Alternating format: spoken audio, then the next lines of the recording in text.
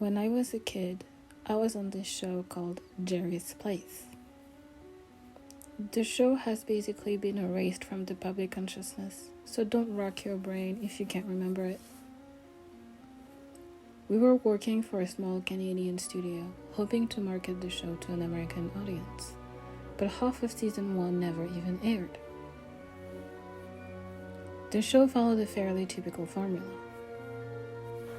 There was a father and a mother character, wise yet silly parents who disposed advice and hugs in equal parts, an older teenage sibling who was aloof and angsty, but also brought friends over to add color to a small cast, and 2 younger siblings, one of them very young and the other of around 9 or 10, who are there to make hijinks and generally move the story along. The latter was my niche. I was the middle child, and I was usually responsible for comic relief or having some part in the problem of the week's story.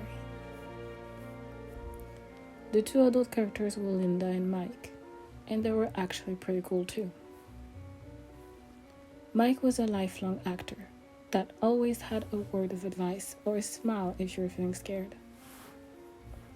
As someone who grew up without a father, Mike was the person I used as a model for what a man should be, though it's probably become intertwined with his character on the show to a certain degree. Linda was great too, a mom with kids of her own who was always looking after us when we weren't shooting on set and making sure that we got enough to eat. My own mother was working 2 jobs to keep the lights on at home, so there were evenings when I would join Linda and her family for dinner until my mom could pick me up.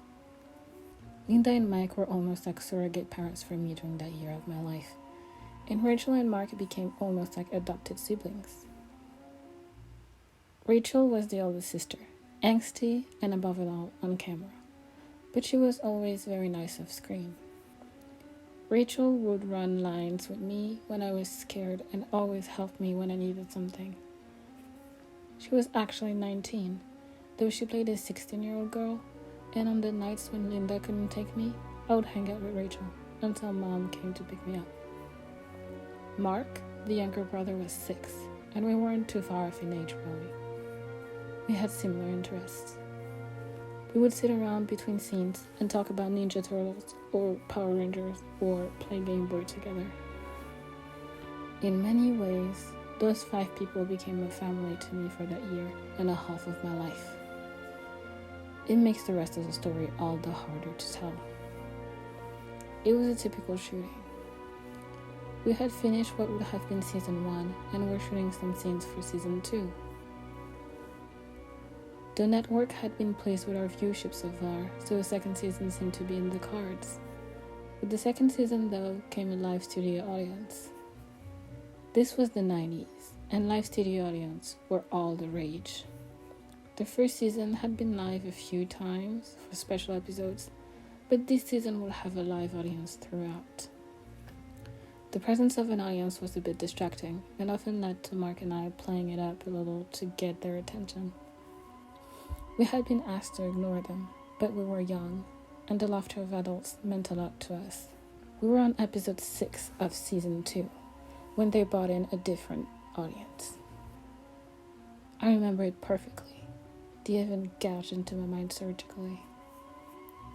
We were setting up for the opening scene when the stage door opened, and a crowd of people filled in.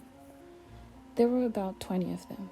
Our audiences tended to be slow, and I can remember not seeing any children or strollers as they filled into the dark rows of seats. Usually, they brought the house lights up for this, allowing us to see the audience, but today, the crowd sat in shadow. Mark whispered to me about it, saying they looked a little creepy all huddled up in the dark, but I told him it was probably just something new the director was doing to make us ignore them. Without further shot, and I felt myself looking out to the crowd out of the corner of my eye. It wasn't that dark out there, not really, but the whole audience sat in a small sea of darkness that seemed to crowd around them. They didn't talk, they didn't shuffle, they just hunched there and waited for us to begin. We rolled the opening. Jerry's placed his film before a live studio audience and began. As Mike came on stage, the titular Jerry, I had expected the crowd to clap as they usually did when a character came on scene. They didn't though, they just sat there and waited. The director looked back at them but shrugged and whispered something to his assistant. Mike looked out at the audience strangely too, but he was a pro and didn't let it mess him up. Linda and Rachel, Megan and Bonnie on the show were watching TV as Mike walked in from the kitchen and delivered his lines. They cued Mark and I to run downstairs and begin the show's problem, a broken toy that was important to me. By the end of the show, Mark would have saved enough money to buy me a new one, and I would learn a lesson about sharing, and everyone at home would feel warm and fuzzy as my brother and I hugged it out. At least, that's how it should have gone.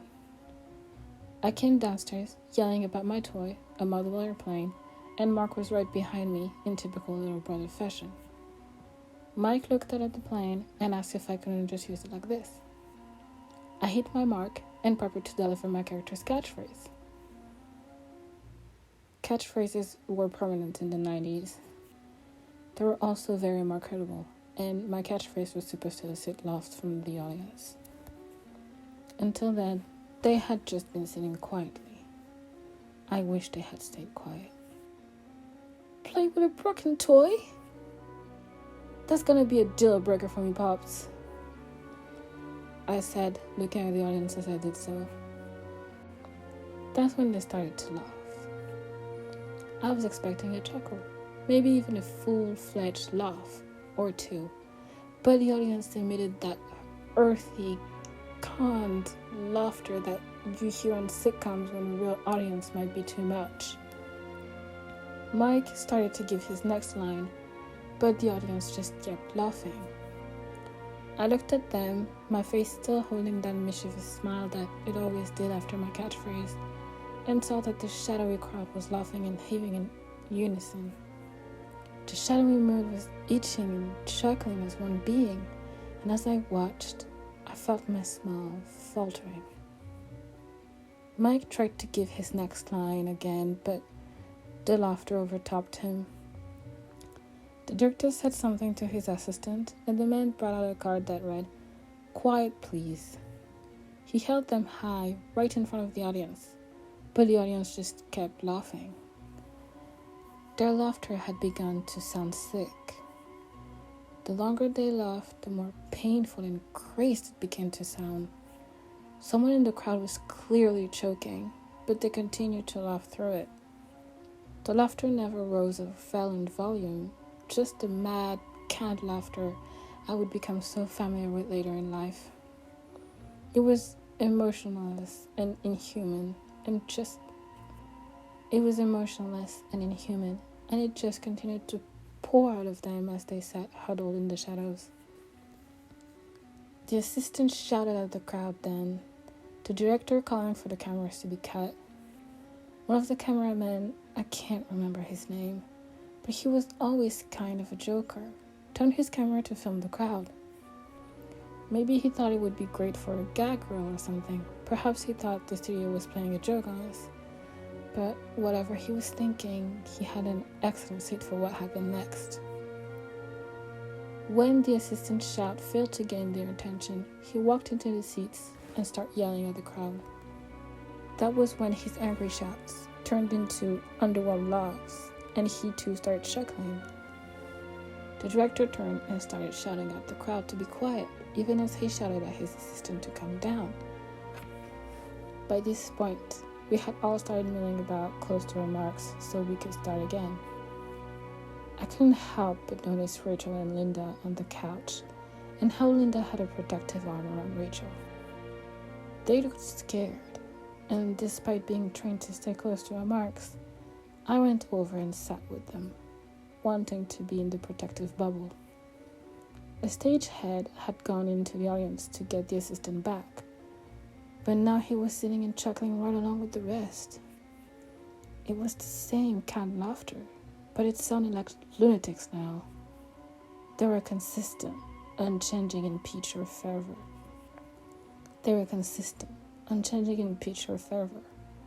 And it was all becoming too spooky for me. Mark came to sit beside me as well, and I wrapped a brotherly arm around him, just as Linda had. "I don't like this," Mark cried as big tears rolled down his cheeks. "They're scaring me." I told him that I was pretty scared too, and when Mike came up to put his hands on the back of the couch, I felt safe, knowing he was there. As we sat, another stagehand went up. He grabbed the first by the arm, pulling at him and trying to get him to leave, but soon he too was laughing and grinning as he took a seat next to him. The director forbade anyone else to go after that. The crew sat huddled together on the edge of the set as they tried to figure out what this was. There seemed to be a barrier between them and us. None of them came into our little circle of protection at the couch, and none of us felt the need to go to them. The director sent the stagehand to get security after the third member of the crew joined them. The stagehand found the doors to be locked, and none of his keys would open them. He came back, white-faced, skirting the audience seats, as though whatever they had might be airborne. The director sent someone to see if the roof access was open, but they discovered the same thing. Keys didn't work, and the hatch was locked.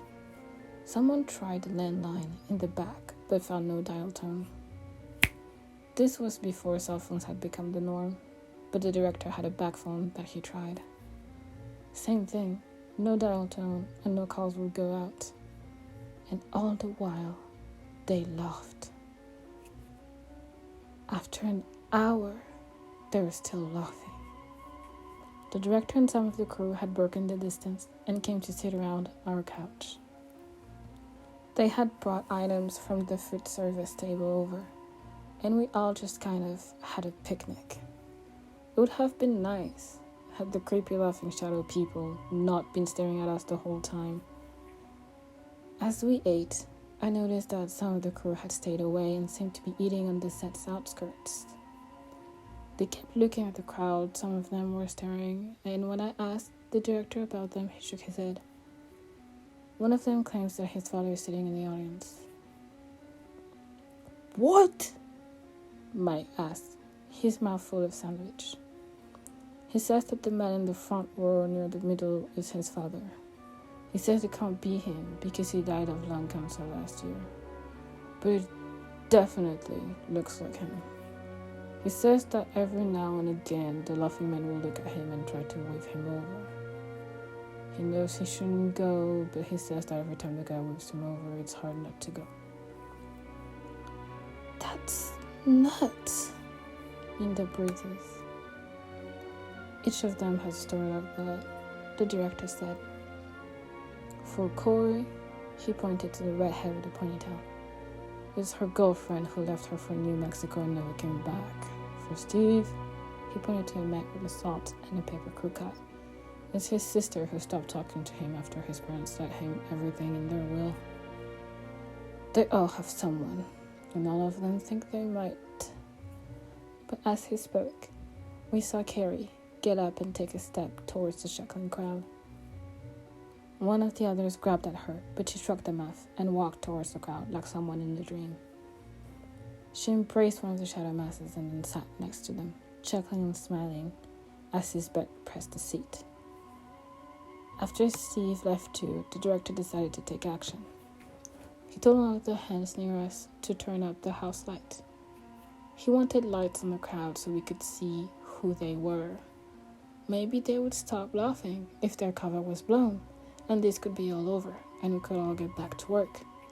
He still seemed to think that this might be a prank, though not a very funny one, and wanted an end to it already. Some of the stagehands went to get things set up, but we all kept looking at the quietly chuckling behemoth. Mark had fallen asleep somehow, and I kept my arm wrapped around him, as though I might stand between him and the tide should they charge. I was still munching absent-mindedly at fruit from the food table, and I didn't notice Rachel getting up until my bowl of honeydew almost tipped over. Linda grabbed her wrist, anchoring her to the couch, but when I looked up, I could see that her eyes were big and staring. Her blonde ponytail bobbed as though she scanned the crowd, and Linda started asking her what she was looking for. I thought I saw someone up there, someone I haven't seen in a very long... But she gasped harshly. It's him! Oh my God, it's him! She was pulling against Linda's hand, but Linda refused to let go. Who, Rach? Who is it? Linda asked, trying to restrain the girl as Mike moved to help them. It's my dad. My dad's up there. He looks just like he did in the photo my mom has in her dresser drawer. He hasn't changed a bit. I looked at the crowd, trying to see who she was looking at, but failing. Rach, your dad died before you were born. Your mother told me about his accident. It can't be him. But it is! Rachel almost screamed, pitching her body from side to side as she tried to break free. Mike and Linda held her tightly, and I scooted closer to Mike. Mike and Linda held her tightly, and I scooted closer to Mark so Mike could sit on the couch. The two of them sat there and held her as she sought for them to let her go. She used a lot of swear words as she trashed about, but they refused to let her go. When she finally stopped, she sat crying into Linda's shoulder as the two of them hugged her tightly. Someone yelled down from the catwalk, then, and the stage was suddenly awash with light. The overheads were unbearably bright, and as they all lit at once, I remember tinting my eyes with my hand so they didn't blind me.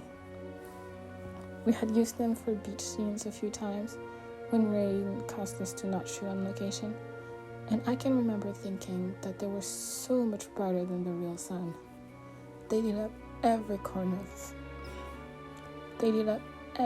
of the set, but as I squinted at the seats, I realized I'd been wrong.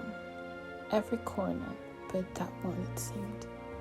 The seats were still a pool of shadows, but when the light hit them, everything changed. The low chuckling became a strange hybrid of screaming and deep booming laughter. The kind of laughter you heard in an insane asylum. The kind of laughter you heard in hell. The people in the seats never moved, but the darkness did. It plumbed out like a fog and started rolling towards us. Those sitting near the seats were hit, and we could hear their laughter starting as they fell to their knees and clutched their stomachs. The director shouted at the crew to kill the lights, but it was much too late. The darkness was angry now, and he was no longer satisfied with the few people he had in the seats. It was coming for us. Mike grabbed Mark and me, lifted us up in his strong arms, and started running backstage. He turned to yell for Linda, but she was fighting with Rachel as the girl tried to free herself again. She was turning towards the fog, and he was creeping in to get both of them. Mike yelled for her to let Rachel go if she wouldn't come, but Linda refused to leave her there. She strained and pulled at the girl, but Rachel was apparently stronger than she looked. It didn't matter. A moment later, as the fog rolled in, they were both little more than chuckling shadows. Mike ran to the back, Mark crying and asking him what was going on. He had woken up when Mike picked him up, and Mike was looking frantically for some way to escape. He saw a window and lifted a piece of wood to smash it against it.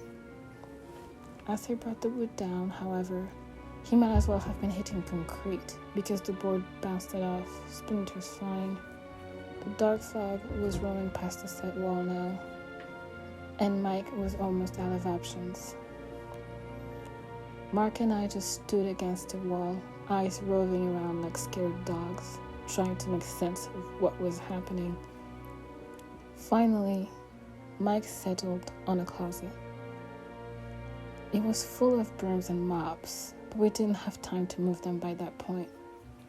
Mike pushed us in and sighed as he saw how much room we took up. As the fog plumbed behind him, he slammed the door and left us in total darkness.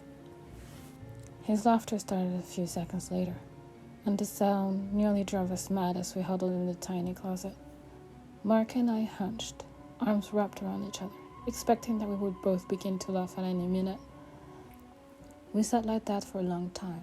I have no idea how long, until we both must have fallen asleep to the sound of Max choking laughter.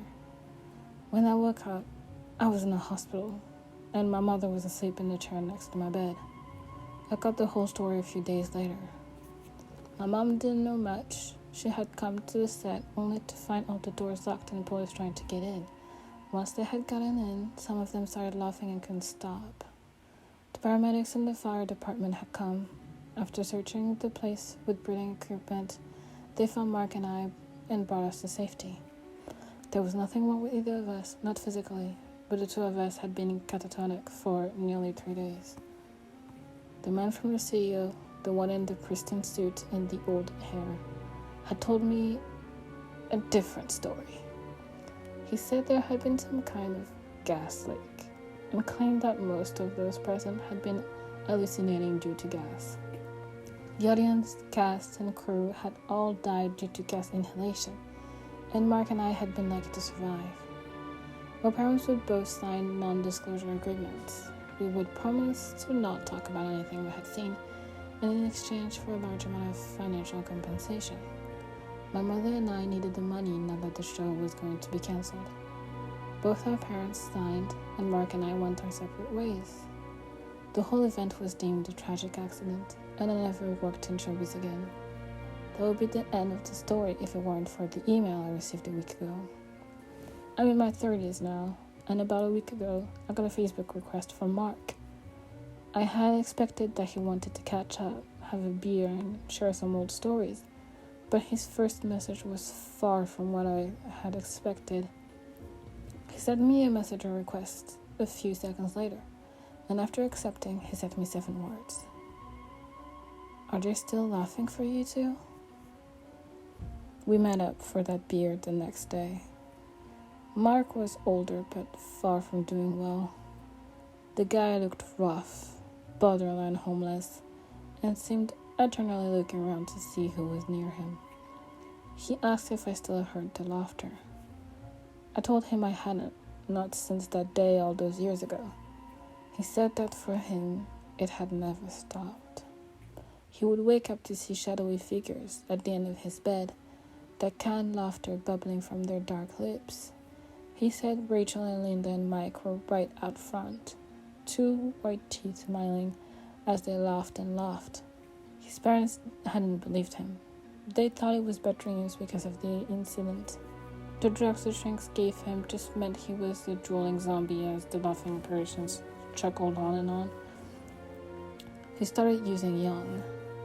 It was alcohol at first. His dad had a cabinet in the living room, then drugs when he was in high school.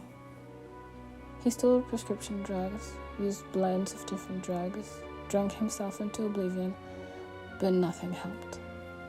Every night, they were waiting for him, and every night, he screamed until they disappeared with the light of day or the arrival of someone else. Just wanted to see if you found a way to make them stop too, Big Brother. He said sadly as he left the bar. He killed himself a week later. He put a gun in his mouth, and the rest is pretty easy to figure out. I envy him now. I envy that he had the strength to do what needed to be done. About a week ago, I woke up to the sound of that clown laughter. That always creeped me out in the sitcoms. I fumbled for the remote, thinking I just had the TV on, but as the TV came to life, I saw them. They were arrayed at the foot of my bed, their bodies made of living darkness, made all the murkier by the light of the TV, and their laughter went on and on.